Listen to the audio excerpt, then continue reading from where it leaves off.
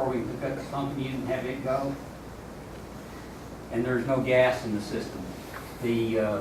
What we'll do when we get things going with the pump and the well, we'll pump water up. It's 4,000 feet deep, 95/18 casing. It's never been perforated. So what we put in the well, we can pump out. We have the shed out here designed to hold liquid nitrogen cylinders. We'll hook those up and we'll inject nitrogen into the water stream. We'll have two-phase flow going to the battery to demonstrate the separation equipment and have everything pressure up and function there. But as for today, anything, you can actually build pressure in these tanks even on a cold day. When you first come out and open a bypass and it'll go, there's actually pressure will build up in those things. No pressure problems, no combustible gases, no electrical hazards. The only thing that you really need to watch out for is where you're stepping. Some of it because of the construction work, with the electrical conduit is loose ground, some clods they've turned up. How many of you went out here as juniors, 4303 class? There's a lot more piping now in place. There's also electrical conduit in place, so just be careful where you step and where you go.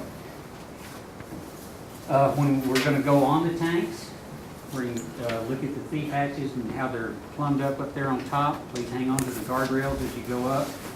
We'll go up 4 to 6 people at a time, let everybody see everything up there and open and close in the tanks. And I'm trying to slow down because there's 2 more people coming in, 3 more. So the prairie dog holes are big as ever. Be careful stepping around them. Don't pet the prairie dogs, they got fleas. It's too cold for the snakes to be moving. And the only other thing wildlife I've seen out here are rabbits and coyotes. They're probably hiding somewhere today. So questions about out here? Everything you see out here is a donation from an operating company, and most of it's spurred by Tech alumni. So this building, a little over $500,000 building, was all by donations. We moved in it in July. It's got obviously this classroom. The room next door is set up to have facilities for researchers. While they work out here, it'll be like office spaces. We'll build those out as we need to, for people to move out here for that purpose. Restrooms are on the far corner of the building over here. We have water. You can get dehydrated on a cold, windy day just as well as you can on a hot summer day too. So before you go outside, take water with you, fine. We'll have some break times. Stay hydrated. We'll split up into 2 groups. One group will start outside first, the other group will start inside first. So on the donations out here in this building, you'll see the vessels that were standing around out there. Those are quarter scale of the actual size vessel that you see in a production facility. All of them have hinged doors on them that you can open up and see inside. So we'll talk about them outside, full scale. You won't be able to see, obviously, any of the inside. Come in here and we'll look at what they look like inside, or vice versa, depending on where we start. There is also a 40-foot section of a well bore. It's like you've taken a pumping well and stood it up on end, and you can see all of its section, where all the casing head, tubing hangers are all through the casing strings, production tubing, all the way down to the pump and all the equipment in it. We'll be looking at that. That model was courtesy of Chevron. The vessels in here, the vessels out there were mostly furnished by Pioneer. Pioneer donated them. They bought them from Smith Industries in Odessa to manufacture them. Smith found out that they were going to be donated to Tech, so they cut Pioneer a good price on getting them. So like a double donation there, but it's all people helping us out. Apache, Chesapeake, Weatherford, Chevron, others. Lufkin, General Electric, all those type of folks are helping us out. So remember that when you graduate, see something out there, you think, boy, that'd be nice to have a tech. Well, we got a place for it, man, okay? Questions about outside safety, inside? A lot of stuff to see, and it's made to be looked at. So when we're talking outside around the vessels, it's not like a lecture. You know, just because you're on the back row, don't mean you stay on the back row. Come up close where we can see it, touch it, and you get a lot better view of it. And I've had people stand on the other side of the separator, and I say, can you see this? And they're back there shaking their head, yeah, I know better. Come on around, okay? Victor. Anyone named Victor? Victor Tata NGA. Where's Victor? It's on his way because both of us we are trying to locate his place. I think it's still. Call his cell phone. If you want to help him. If you don't want to help him, I'm fine. If you want to help him, call his cell phone. Can you talk about the project? How they write the project for the facility? That they put everything in, but don't put everything that they see in the project. Okay. We're going to show you equipment, and it'll be plumbed together in the last car driving. It'll be plumbed together in a certain way. We've got it rigged up out here. You'll see all these vessels in here. Just because they're manufactured and made doesn't mean you have to use them in any kind of field facility. If you have a pumping well that doesn't have much gas with it, you can run it through a two-phase separator. You may be able to run straight to your tanks with your oil. Take a little gas off and you're finished. You may have a little more gas and some emulsion that won't break out cleanly, so after you go through that separator, then take it to a heater treater. A heater treater breaks the emulsion, separates the oil and water. Gas goes to sales, you're finished. If you have a high volume water well that comes into the battery and not much gas, you can go straight from the well to a free water knockout, knock out the water. It'll have enough gas separation capability to move everything and be sellable quantities. You don't have to use another vessel. What you'll see out here is typical of a unconventional high GOR, high water producing well, which is a Permian Basin Wolfcamp formation. Take the gas off, get it as much of it as we can as the first phase separator. Then it goes to a free water knockout. You get all that free water, and free water just means water that will separate naturally without applying any more heat. Just give it a little time to settle out from the oil. We'll take that water off and dump it to the tank. We still have some oil and water tied up in the emulsion that won't separate naturally. Then we've got to go to a heater treater. The treater separates that final stage of emulsion, gets it separated into water and oil, and finally a little more gas goes off the top. So depending on the type of well, the type of field you have, depends on the equipment you need. But again, for this project, like I was talking about, you've got different types of wells in your field, and when you get to work, you'll have different types of wells. What we're trying to do is show you how they're all individually designed. How you put them together depends on the conditions you've got in your field. Okay? Let me take 18 students. 18? Percentage students.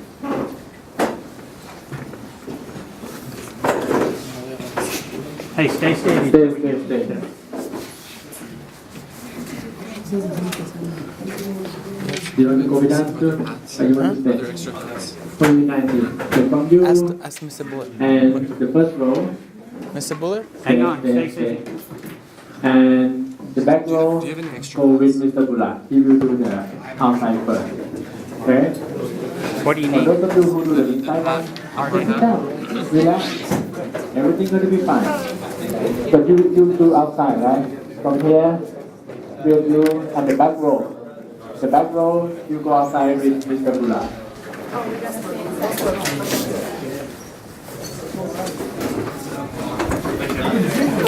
Make sure that you are outside. Okay. Put your hand, put your glass on.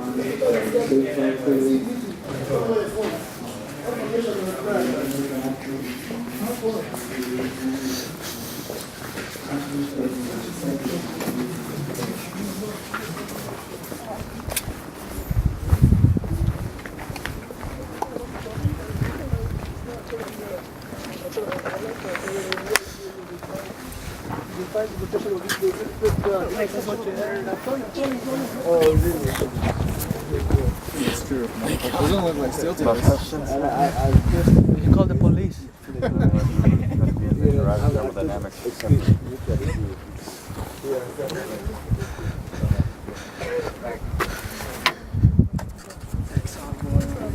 Right there in the over here.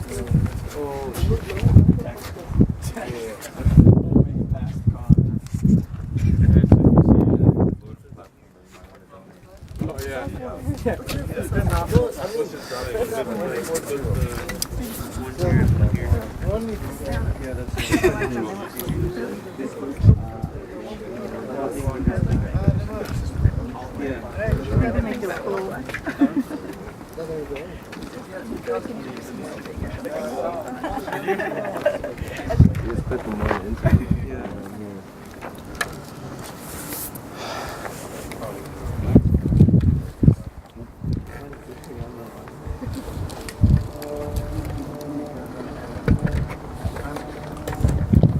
I can't see.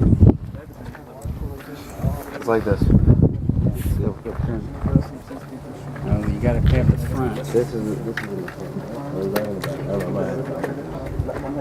That's the front. So, this is my name on it. This is my name on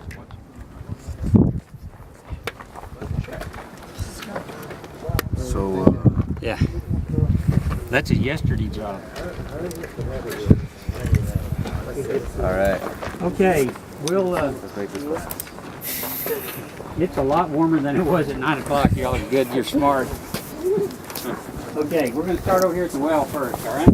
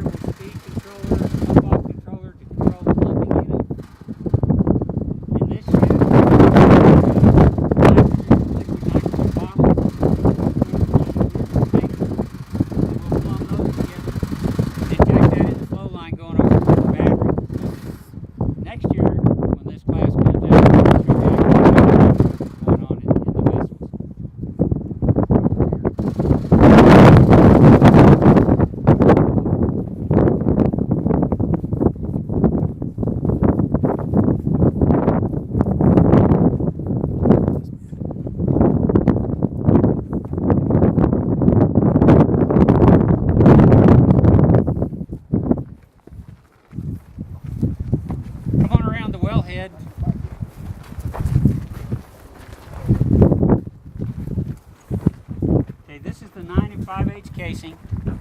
It's capable of having 2 strings of tubing in it. We've only got 1, and it's set up to pump with sucker rod pump. Notice the stuffing box on it. It's just about the length of my hand. This is a low pressure stuffing box. The one we're going to look at on the well when we get inside on the model in there is for the more conventional wells. It's a 2,000 psi stuffing box. Much bigger, different arrangement. In your facilities design, everything you put at that battery is going to back up pressure back to the wellhead. So starting once this fluid gets out of here, you want to keep pressures as low as you can all the way to the sales points. And why is that? More drag on. Yeah, because any of that pressure is going to be exerted as back pressure against the formation. It's got to come out of that. We've already got artificial lift on it, but our goal is to keep this pressure down as low as we can on the wellhead. So the liquids flow are going to come out this way. This is where we'll go down to the flow line and go to the battery. This line is not common. That's the nitrogen line where we're having to make up additional gas to go in here so we get separation when we go over there. This line is tied to the annulus of the well. So our gas that we work to separate with a downhole gas separator or whatever, we're going to recombine into the stream and go down the flow line to the battery. This line that you see coming this way is also tied into the annulus. What's that for? Yeah, it's for injection. It's because we're going to separate water and gas over here, and then we're going to bring the water back to this well to reuse again.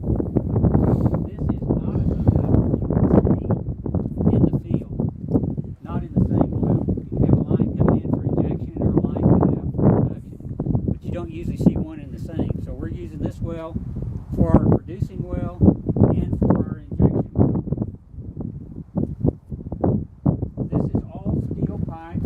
It stays steel down to about 2 feet in the ground. Once we get in the ground, we make a turn. By the way, what do you call this piece of pipe fitting right here? Elbow? That's an L. An elbow. That's a 90-degree L. It means the pipe takes a 90-degree turn. It's threaded. It goes down. It's steel down to the bottom of the bench. It's about 2 feet down.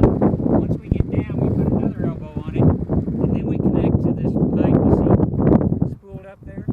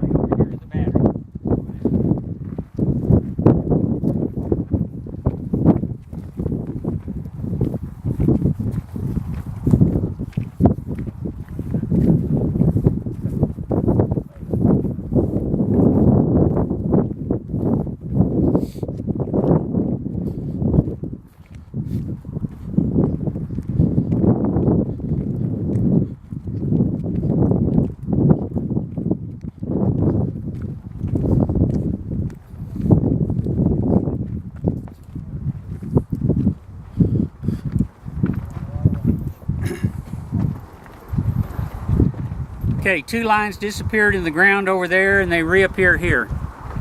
One of them is the line going to the well. One of them is the line coming from the well. Which one comes from the well? The check valve. What's a check valve? Does that make sure it doesn't go back? Show us what the check valve is. Right there. Yeah, I can't see. Go touch it. It's not a check valve. Touch it. Touch it. That's the check valve. What's the purpose of a check valve? Huh? What's the purpose of a check valve? So it doesn't go back? Yeah, it doesn't come back the other way. In England, they call them a non-return valve. So the flow would come from the well, and we know the valve is open. How do we know it's open?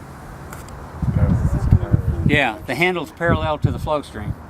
So it goes through the check valve and into this piping configuration called a header. So we've got 3 wells we can bring in here. This is 1, this is 2, and that's 3. And we may drill some additional wells and have other reasons to bring wells in here. So we have the capability of bringing 3 wells in. The lines from each well can be routed so that we go through a test vessel, that's the one in the middle, and get an individual rate on that well for oil, water, and gas. Or we can route them through a production header and take all the production through our production system. So our production system out here, remember, is the 3-phase separator, free water knockout, and then the heater treater. So by arranging these valves, we can put any well in test and the other wells to production.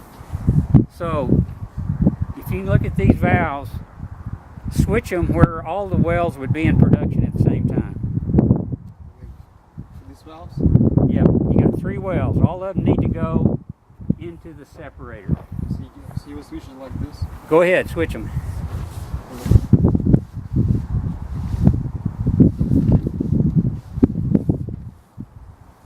Okay, everybody agree with that? Huh?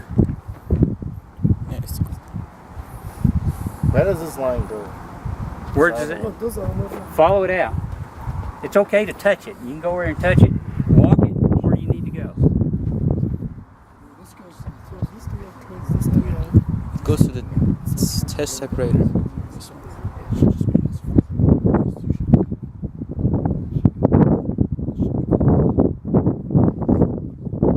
Okay, so all 3 wells now are going where? To the production side. Because each of these valves is lined up open, isn't it? And all of them are closed this way. So none of the production from any of the 3 wells can get to the test separator. Okay, come here. Oh, next to you. What's your name? Alina. Alina. Would you put number 2 well in test?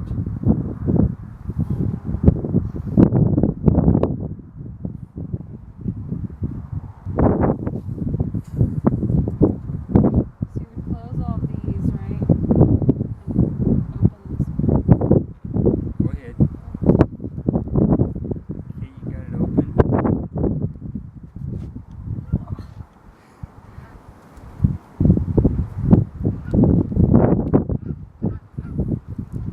Now, we want to keep producing the other wells while we're testing number 2.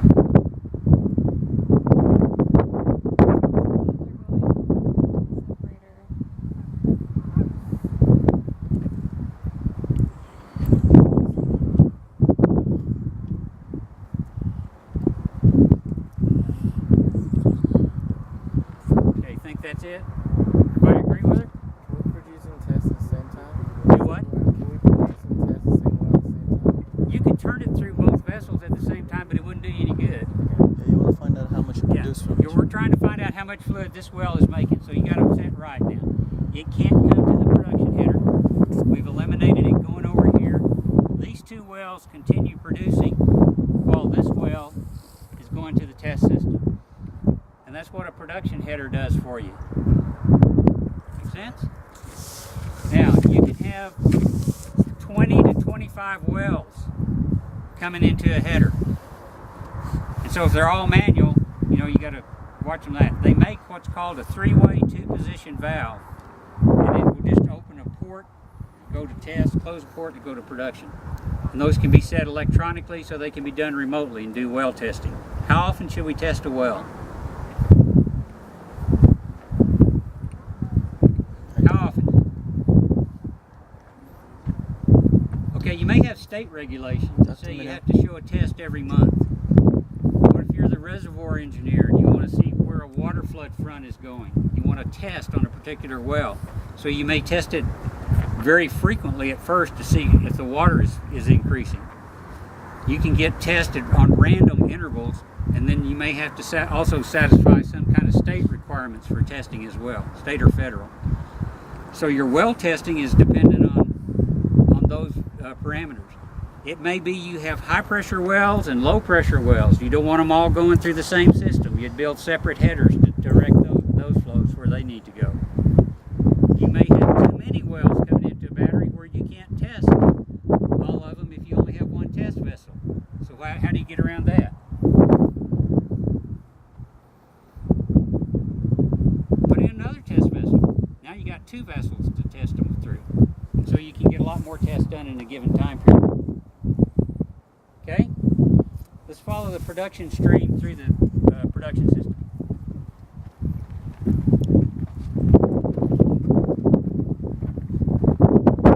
Okay, here's our pipe coming from the header.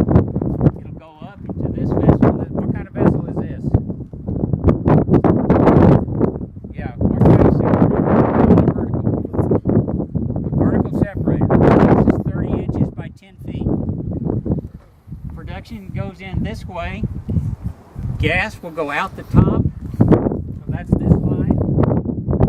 And then also on top you've got some piping with that blue piece on it. What's that? Pressure relief valve. Huh? Pressure The relief heater, valve. there is a chimney heater. No. That's a pressure relief valve. Yeah. How much pressure can I put on this vessel? There's a plate on the other side that tells you. Go look at it.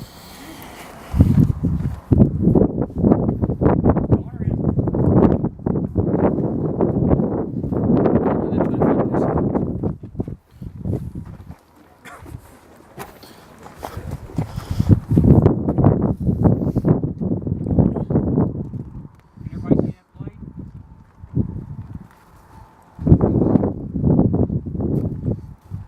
Okay, so what does it say the working pressure is? WP, that's the working pressure. It's also got a space on there where it has a TP. That's where they would put the test pressure normally. In this case, they stamped the size of the vessel on it. So it's a 10 by 30 TP. They just stamped the vessel size on it. So we don't want this vessel to ever exceed 125 psi. If it does, that safety relief valve has to relieve the pressure. And we've got it going out and going through the safety relief valve, but instead of letting it go that way, we're turning that up. One thing, we don't want that stream directed down at somebody. And there's another reason for turning it straight up. On a tall vessel, and if it's a large relief valve, if that valve is releasing a stream of gas, it exerts a reaction force this way, and it will actually turn a vessel over if it's strong enough, even with it piped in.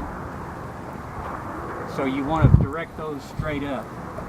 Also, all our safety relief valves, you can see one here, there's another one right there on the horizontal vessel. They go up to the atmosphere.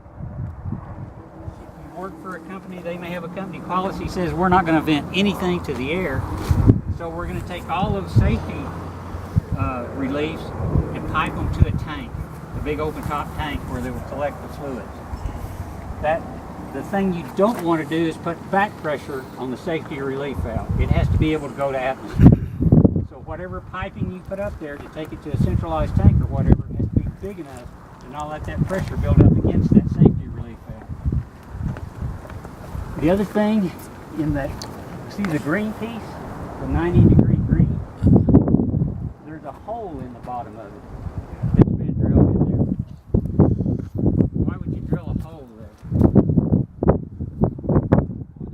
If we have it pointing straight up in the air, it rains, and sometimes it gets cold enough to freeze, you could form an ice plug in the top of that safety relief valve. And if you do, when it goes to relieve, it won't do anything. It'll seal it off. You can blow the vessel up. Okay, we've got our gas coming in. We got gas coming off the top, and it goes through this. What is this?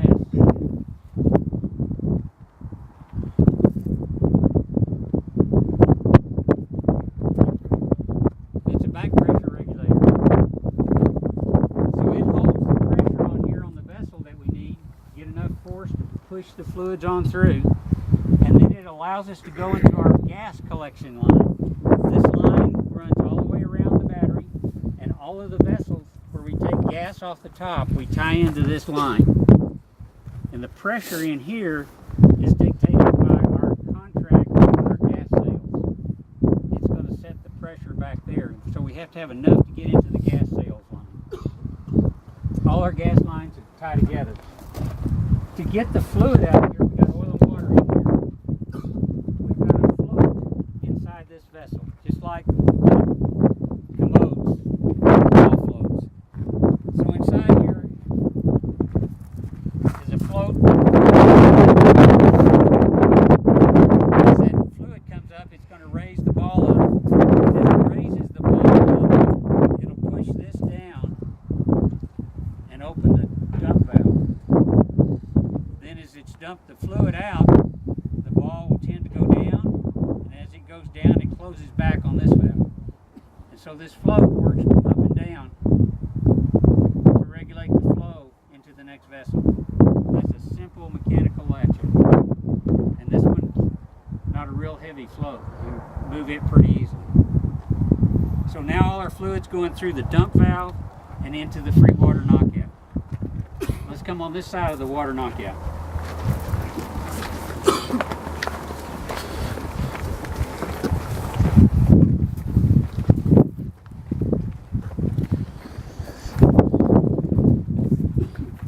Okay, how much pressure can we put on this one?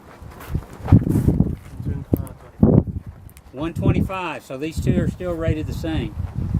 In this case, we've brought our fluid in. We're going to let all the water that will naturally fall out of the fluid stream to the bottom of the vessel. That's going to leave some oil and some gas to come out. Gas will be taken off the top again down to our line. The oil will come into a bucket. Remember we talked about a bucket in the clear separator in that lab demonstration? There's a bucket in here with a float right there. This float kind of sits down in the water. It's a long plastic tube with a steel rod through it, and it'll float.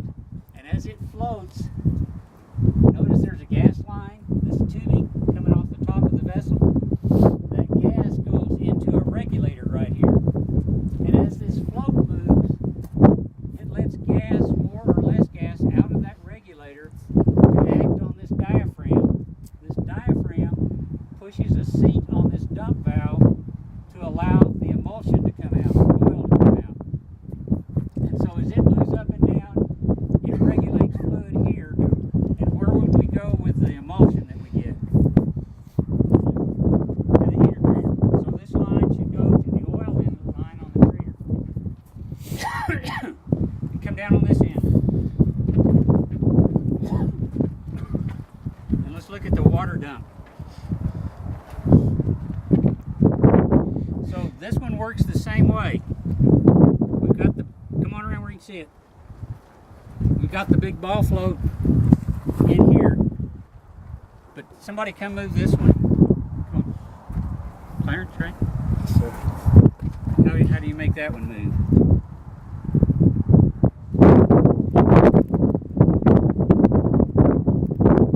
Push down, it's a lot harder, isn't it? That's because that ball on the end of that thing's about that big around. But that's made to handle a lot of water.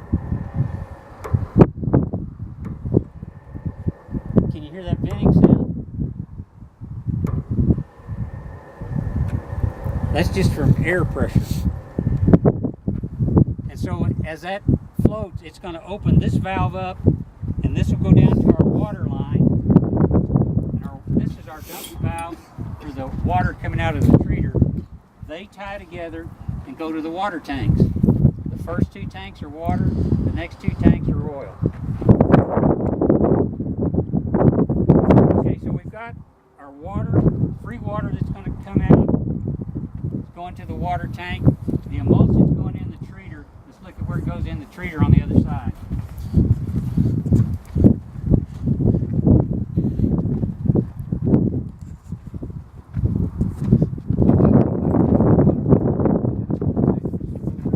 That's because you got a certain, yeah, you don't have to pump it. So you got enough hydrostatic pressure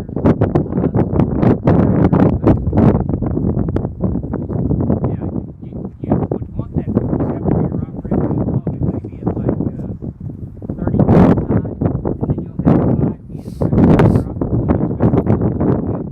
But you need enough on here that water.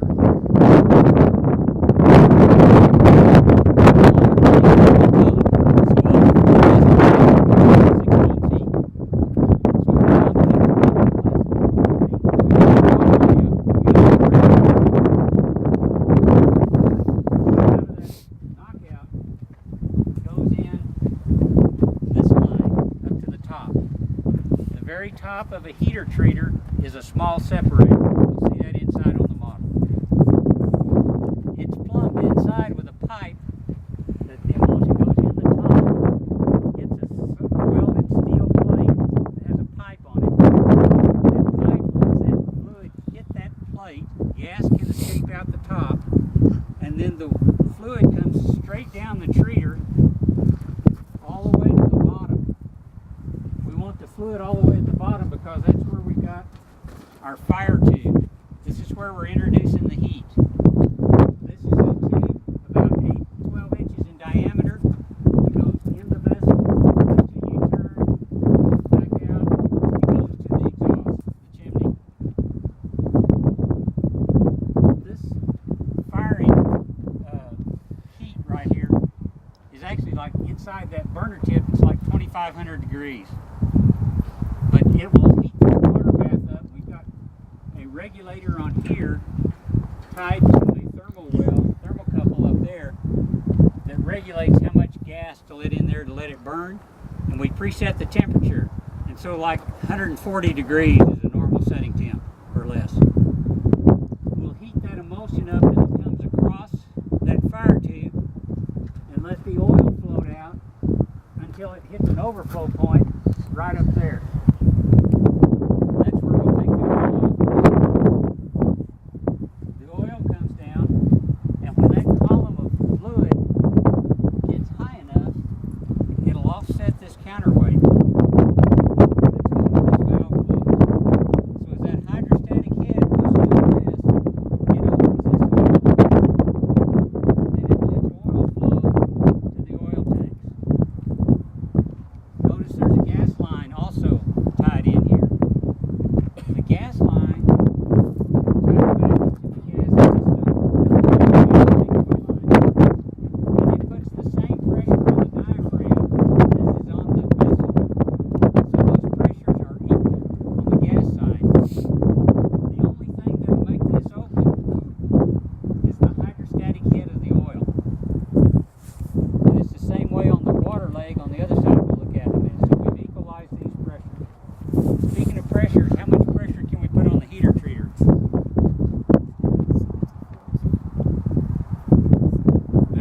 There's the nameplate. Can you see it, Besman? 75 psi. How much pressure? 75. So now we're down to a thinner shell vessel. It's 4 feet in diameter. So it only takes 75 psi. Remember I told you you can reroute these discharges from the safety relief valves to different points. Early in the 70s, that was kind of a new concept of operating because those pressure relief valves were just normally let it rip to the atmosphere. Now it's time for more regulation. The guys in the field told us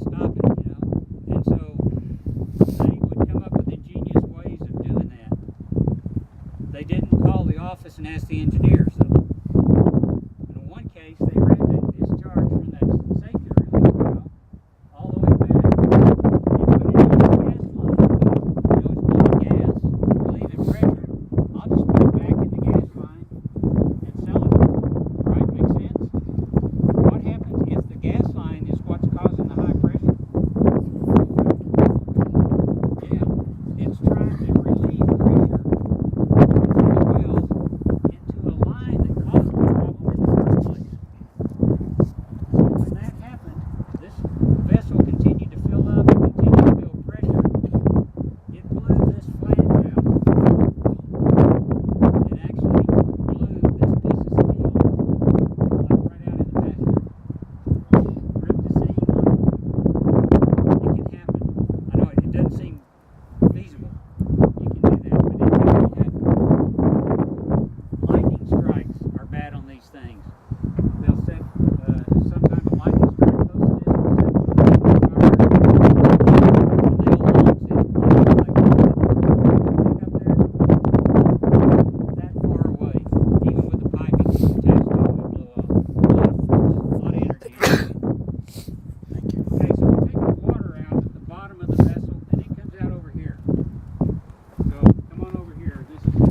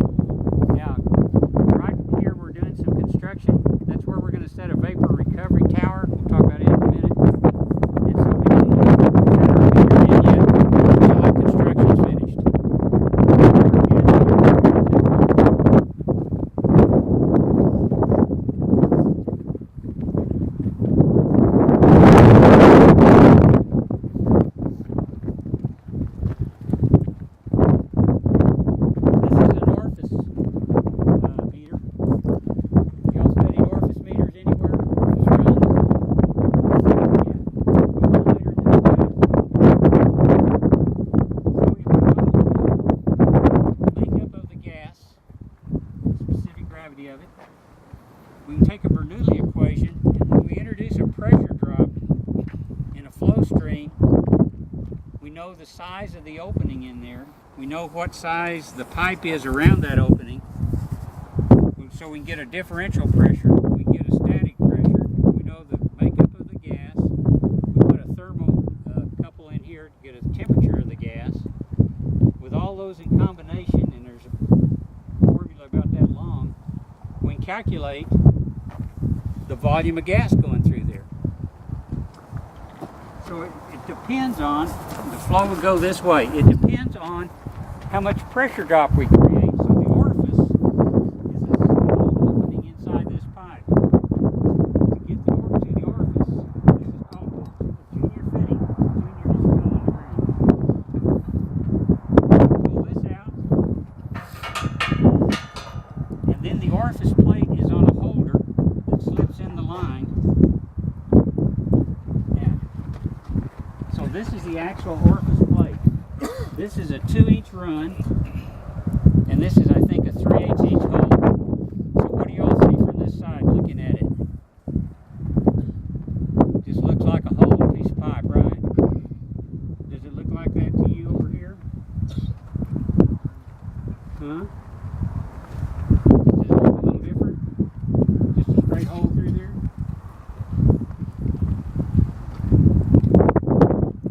Flip it, let you look at it. What's the difference? Yeah, this one's beveled on this side, isn't it? And this one's a sharp edge. So when we're taking that pressure differential, we want to measure against a specific sharp point. So we make sure the sharp edge of that orifice meter is on the upstream side. And then as it comes across there, it'll get a differential pressure on it, and then this shape will help that flow stream recover back to the diameter of the pipe on the meter run.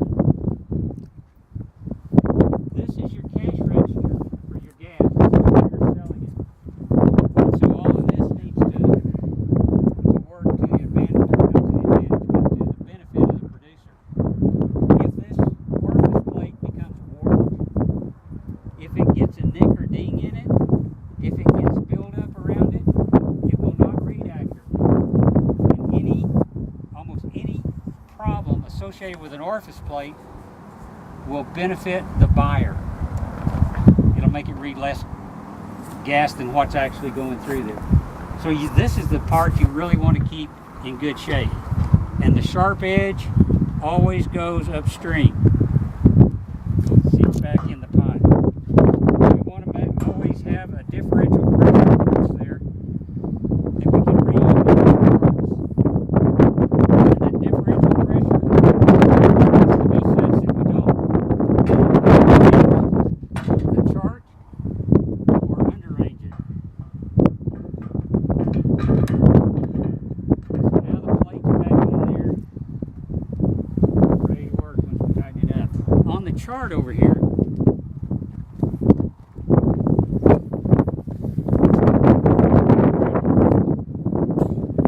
are a couple of pins. When these have ink in them, they'll move up and down, one with a differential pressure and one with a static pressure in the pipe. So we'll always have a continuous recording of them. The differential pressure will be measured in inches of water, and the static pressure will be measured in PSI. And we'll have a continuous recording. This chart can be a 24-hour chart, it can be 1 hour, it can be a week, it can be 30 days. There's a clock that we can set right behind this. And we just set the time we want on it. We'll determine how fast this little hub turns and turns this chart around the outside.